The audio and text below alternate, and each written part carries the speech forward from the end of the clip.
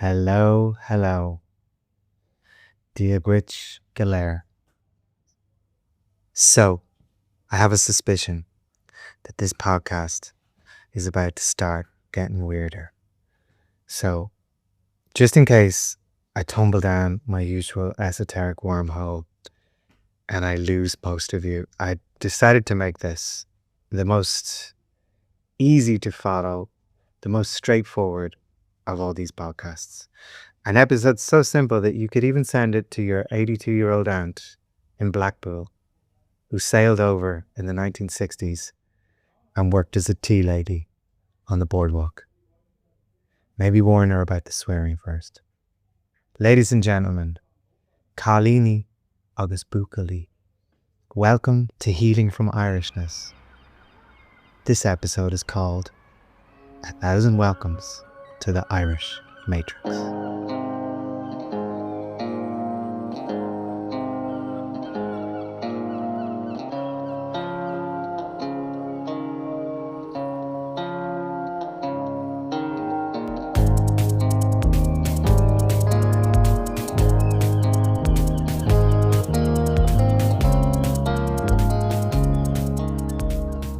So, how's it going? Welcome back.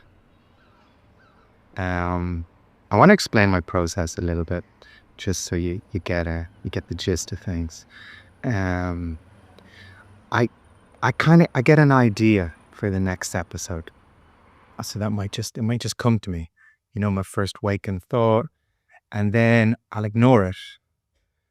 And then it'll come back to me, and it comes back to me in the form of my client conversation. So, as I repeat here, I'm like, this is my job. I talk to Irish people. I talk to some like Germans and Spanish people too, but for the most part, I speak to Irish people. And I'll notice that something will keep coming up in the conversations, a repeated pattern. And then that will kind of become that episode that I make next. And then when I make the episode, I have this little clipboard, much like your driving instructor might have had when you were sitting your test. I failed mine 3 times, by the way. But I have this clipboard and I'll write down a few notes, but not much. And then I often won't even really look at the notes. The notes are just there kind of like a device to make me feel safe, like a rosary beads, you might say. And because what I want to do with this podcast is I really just want it to be an authentic expression and slightly out of control. If there's one thing I want to say about Irish society is we're too controlled. So I want my podcast to be a little bit wild, an expression of something that I don't have full control over, but I'm surrendering to it coming out anyway. So when you listen to these episodes, they're not always comprehensive. They are maybe just connected to what needs to be said right now. So with all of the themes that I'm touching on, I will almost certainly come back and tackle different aspects of them. So don't you fret. And if you're enjoying these episodes and you'd like to help me make more, there's loads of ways that you can support me. So I have courses on my website. One is on Irishness. The other is all about love. I have a Patreon community, and it's not just this Patreon community that you pay and you feel good about yourself. You're involved in the Patreon. It's a spiritual group, and we go deep and we explore our programming, we explore community, we explore all the things that are holding us back from creating our dreams. And then I do one-on-one sessions. So if you're enjoying listening to me, maybe you want to check out how it might be to be listened to by me. And you can get all of these things on connorcrichton.com on my website. So without further ado, welcome, 1,000 welcomes to the Irish Matrix. So what is the Irish Matrix? Let me have a drink of my herbal tea. The Irish Matrix, I drank too much, is a concept that exists inside your head, but then gets projected onto reality. And that is the reality you experience because, my dear listeners, reality is created inside your head. What we believe to be true is then what we experience in reality. The Irish matrix is a set of beliefs. It's a system. It's our conditioning. It exists inside all Irish people's heads. And your ability to feel good and happy in your life is predicated, love that word, on your capacity to break free from the Irish matrix. So join me. I've made notes for this one. My clipboard will be used. And join me as we explore the steps, the parts, the very machinery that makes up the Irish matrix. And then I hope to give you some tools for breaking free. Now, the first thing, just to begin with, I want to draw a distinction because there's two really important things. I want to look at culture and then I would want to look at conditioning. So culture is just a collective expression. It's how we express ourselves as a people, a group of people in a certain area expressing themselves in the same way. You could call that dancing. You could call that singing. You could call that a sense of humor. You could call it jumping in the sea. All of these things are culture. Conditioning are the unwritten rules and fears that exist within inside all of us. Conditioning is apologizing when somebody walks into you. Conditioning is overly empathizing with everyone around you, prioritizing others' needs. Conditioning is non-expression because you're afraid of how it will land. So think about it. Culture is expression and conditioning is the policing of expression. And conditioning is the Irish matrix. The way we escape it is through culture. But first, I just want to talk to you a little bit about how I began to kind of notice the Irish matrix. And it happened when I moved to Berlin. I was 28. I moved to Berlin and I lived there for the guts of 12 years. And when I went there, I did something interesting, which felt subconscious, but makes an awful lot of sense now. I distanced myself from Irish people.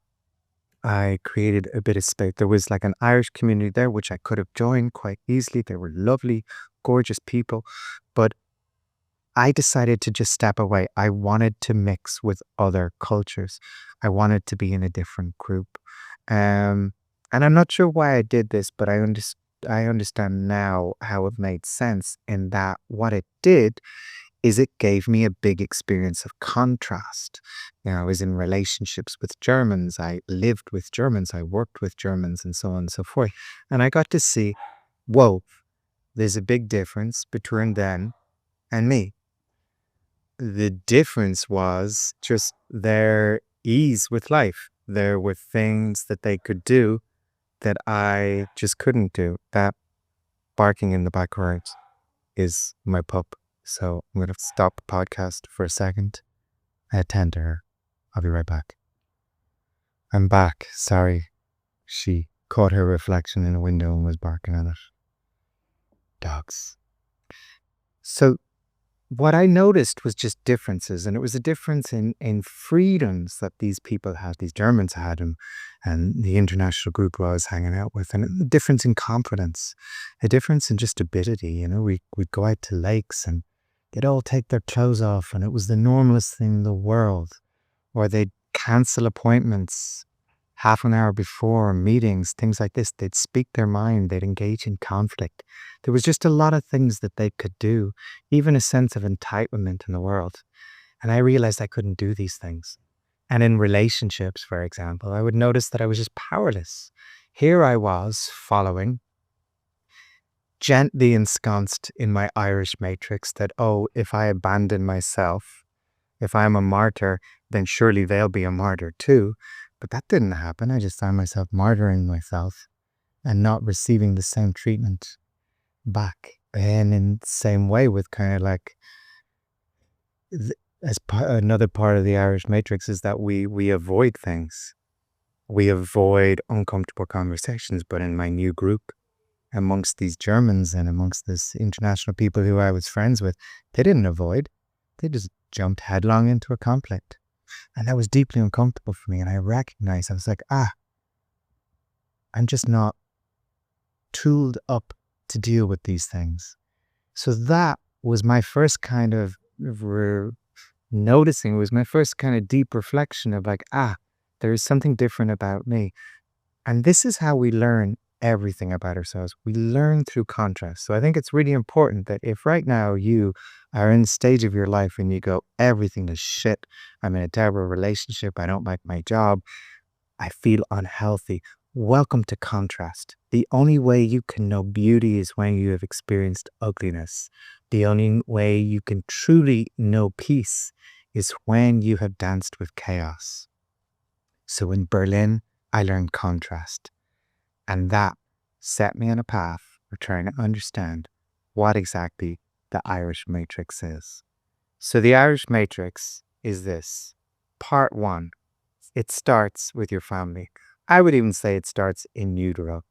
You get a sense from your mom's emotions and you realize all is not well here. So many of us Irish people, we come into this world with a sense that we have a job to do.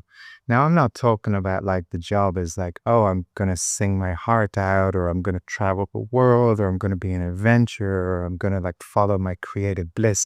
No, our job is to hold our family together, to hold space for all the trauma that hasn't been processed for our family. So many of us pop out the womb and we're like, all right, roll the sleeves up. I got to get to work. I've got to be the joker in this house. I've got to be the peacemaker in this house. I've got to be the one who goes out there and works my fucking fingers to the bone just so my parents can feel proud of themselves. So this is it. We don't come into our homes, we don't come into our families with a sense that we can just be free. You know, the real purpose of life is just to fritter away your time and fart around and follow whatever interests you and excites you, listening deeply to the language of your heart. But for most Irish people, our purpose is to do a job for our family. And we're kept inside this thing. We're kept inside this sort of job, this prison, this Irish matrix, by these 3 heavy guards. You could call them doormen. I'm going to call them guilt, obligation, and avoidance. They're kind of the emotional contracts that we inherit. We want to break free. We want to do something different. We want to speak truth to our family. But, guilt, obligation, and avoidance. The 3 horsemen of the Irish apocalypse. And they keep us from speaking up. And we fall into, we believe, we're told this story over and over again, you know, much like flat earthers are told a lie always over and over again. And the myth is this: we are told family above all. Family comes first. So this immediately teaches you to not trust yourself. You trust your family more than you trust yourself.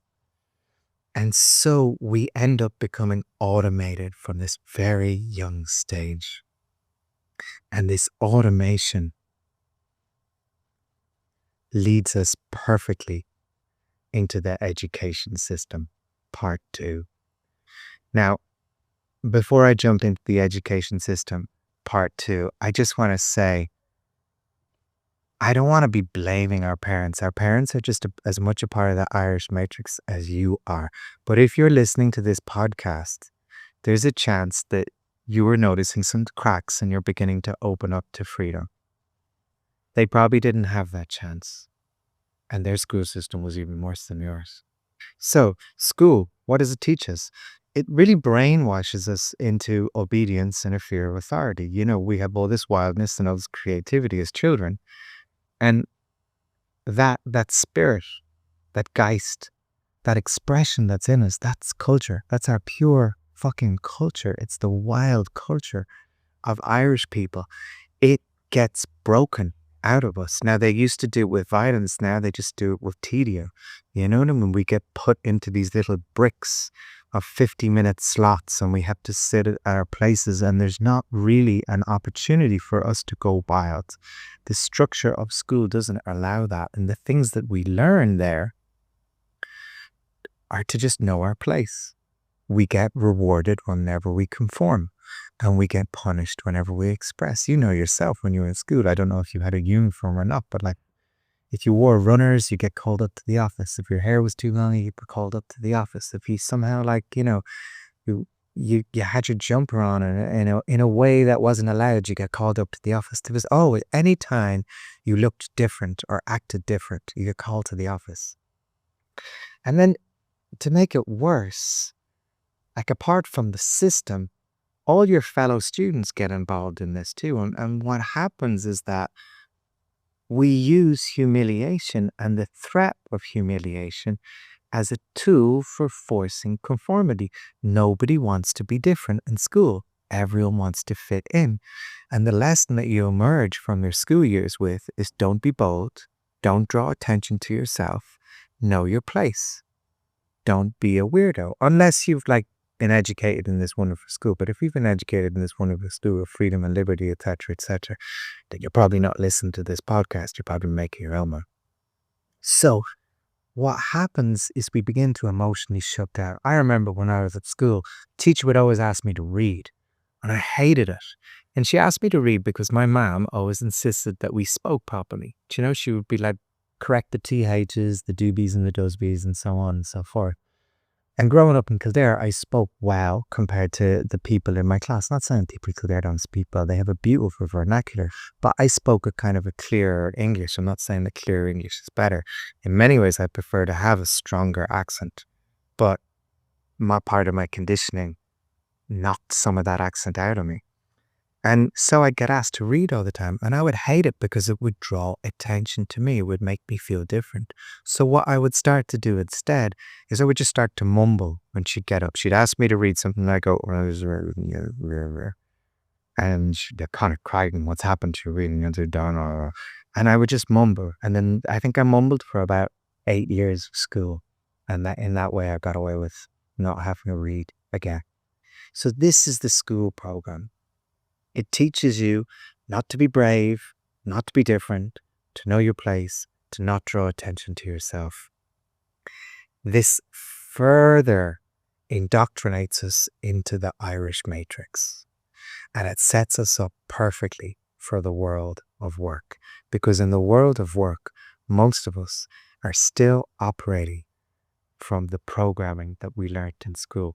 So in the Irish, we have a phenomenal reputation as being hard workers. We have this reputation all over the world as being hard workers and being honest and so on and so forth.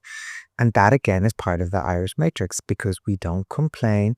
We don't ask for more than we're entitled to. We don't call in sick, and we don't quit. And this, in the same way, the same way that there was a myth that held our family programming together, and the myth was that family always comes first. The myth in the work programming is that, Jesus, you're lucky to have a job. The myth is that, oh, sure, there's a recession. There's always a fucking recession. There's always a financial crash. These are all just perceptions. Remember, reality is something that we create inside our head and then gets projected out onto the world.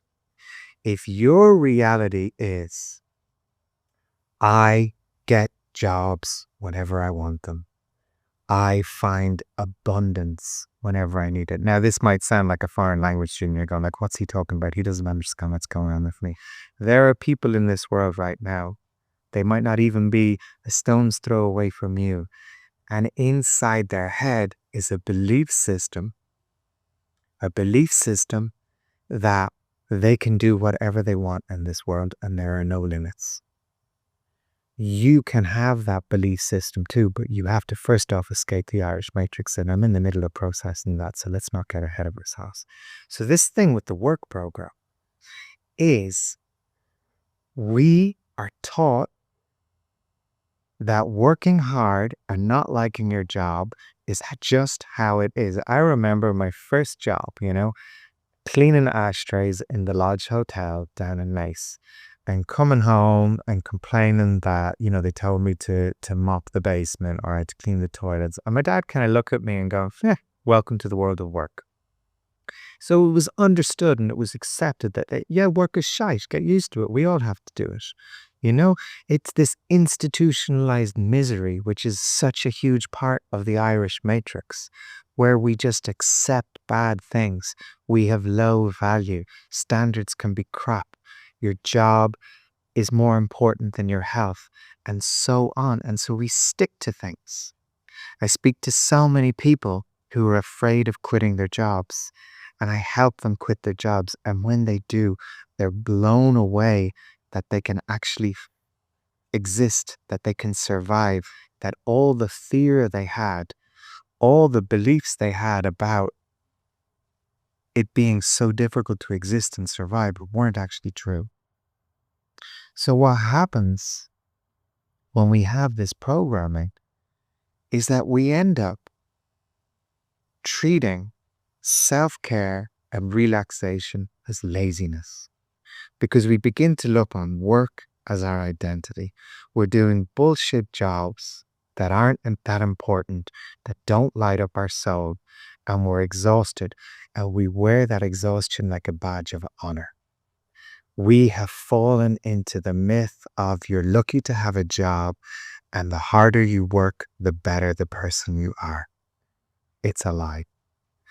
And this idea of deprioritizing happiness and suffering as a way of existence, misery as a form of identity, it sets us up beautifully for part 4, marriage and relationships. So, the Irish template for love inside the Irish matrix is this: endurance, avoidance, and martyrdom. It's very much like the same template that we had when we were kids. The myth that kind of guides us through and keeps us imprisoned inside marriages and relationships that are miserable for us is this: sure, no relationship is perfect. Or, sure, what did you expect? My marriage wasn't a bed of roses either. So we stay in these relationships and these marriages that are just not, they're not good for us. Because we just don't expect it to be better. We have this institutionalized misery. The Irish matrix, the belief system that so many of us fuel and refuel and interact with every day, keeps propagating this belief, which then becomes reality, that relationships don't make you happy. It's just what you got to do. It's your duty. You know, there's so many of us who get married. Why are you getting married? That's the thing to do. I'm having kids. Why are you having a kid? Like my mom and dad would love to be grandparents. You know, and we think there's something beautiful. We think there's something, oh, this is lovely. I'm doing it for someone else. Sacrifice, the martyrdom. You don't have to have kids. You don't have to be married. You don't have to have any of these things. You don't have to be in relationship. But the fear of fitting in, the fear of like, what will people think of me if I don't have a kid? What will they think if I'm not married? And so this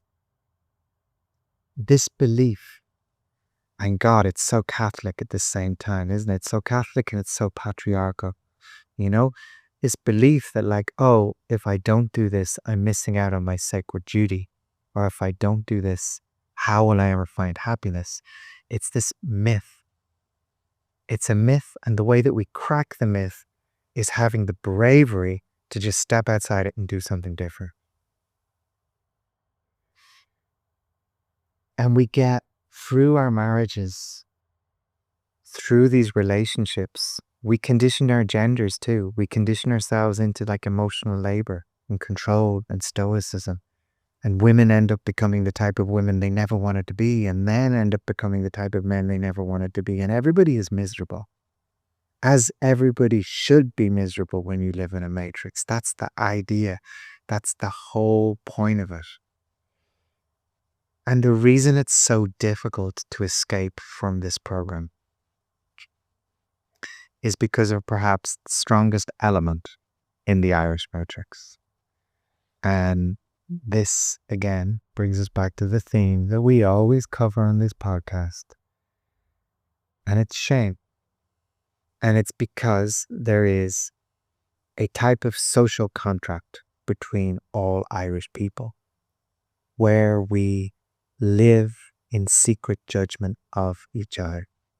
And our number one motivation for so many of the things we do is what will people think? You look at our political classes for one, do you know what I mean? And you look at the the absolute corruption there and the lies and the lack of integrity. And I mean, these people are just an amplified version of all of us. And we exist in this way of trying to avoid and hide our true selves being seen. We're all masking. We're masking at this incredible level, and it comes from a fear of not fitting in. And what happens is you end up in a type of evolutionary stagnation because we need people to lead us out of this. Like Moses and the Israelites, we need radicals to step outside of this world. We need people to say, I'm not getting married. I'm quitting my job. I'm not having kids. I'm setting boundaries with my family. And this is the way that we get out. The problem with the social programming is that we end up just becoming a people who have banter culture. We end up becoming a people who don't really have a true identity. We don't have authenticity because what instead we have is we just have a series of conditions and rules. This is why Irish people, when we talk about our Irishness, we always go back to these like horrible cliches and just drinking and the crack with no sense of what the crack is. The crack could be wildness, you know? Or we go back to food stuff. So we go back to like stupid cliches, you know, rather than really looking at like what are the shamanic roots of our culture? Where is the wildness? Where is the expression? Where is the surrender to the nature inside of us that could be our true identity? How about the identity of Irish people isn't that we are prudish people pleasers, but that we're ungovernable, that we're wild men and wild women. And this is what I think is this is how we break out of the matrix. Like we break out of the matrix by talking about the matrix. You know, it's the first way is just to begin to notice it and go, hey, I am conditioned in this way. I feel this way in this way. I used to run workshops. I'd call them the Mindful Dick. And I'd gather men together and we would talk about our deepest beliefs about our sexuality and our bodies. And in this way, men would just sit together and go, Jesus, I thought I was alone in my deep hate of my body. And we'd all realize, no, we're all connected by this. We're connected by our shame. And when we announce our shame, when we can begin to share the conditioning that we experience, when we can begin to talk about this, it's less. But there is a price to waking up, and that's why so few of us want to do it. There is a price to leaving the matrix. And that price is loneliness and alienation and guilt. So most of us would rather just stay in the matrix. We'd rather just keep the job that looks good to the neighbors. We'd rather stay in the marriage even though we haven't fucking touched each other in years. We'd rather go home to the family every month and just talk about nothing. We prefer to stay in because when we stay in the matrix, we don't have to risk the loneliness and the alienation and the guilt. But the reality is, staying in the matrix is miserable because the only way to be successful in the matrix is just to survive another day. Because that's all it is. You're just trying to bluff your way through. The matrix is bullshit. You're trying to avoid anyone realizing that your marriage is in tatters. Avoid anyone realizing that your family don't get on. Avoid anyone realizing that you hate your job and you hate your boss and you hate your coworkers and you're no good at your job. And your body's falling apart because of your job. So the only way to be successful in the matrix is to just ride another day. On the flip side, escape from the matrix. When we escape from the matrix, what success means is true authenticity, becoming the shining light emboldened by freedom, you get to just do whatever feels natural to you. You become driven by your intuition, no longer than what people will think. Imagine that, not giving a fuck what other people think. And that is the prize that's on offer. But in order to claim this prize, you have to deal with the loneliness of leaving the matrix. Because to leave the matrix, we have to set boundaries with some people. And we have to appear bad in society. And that will alienate us. And that will make us feel lonely. And then we'll also feel guilt because we'll go on letting people down. But on the other side of these three things, and let me tell you that loneliness and alienation and guilt are just paper tigers. There's nothing really to them. They're also just concepts that exist inside your head and get projected onto reality. The truth is, those of us who can face loneliness and alienation and guilt, we are the pathfinders for the rest. That's what we have to do. So, if you want to feel free and choose your own pace, your own truth, your own life, your own choices, then you have to begin to just live your life from this place of authenticity rather than what other people will think. And that is your way out of the matrix. Thank you for listening. As always, it's a pleasure to do this podcast. It's a pleasure to read your lovely messages. Slán. Love yous. Thank you. Bye-bye.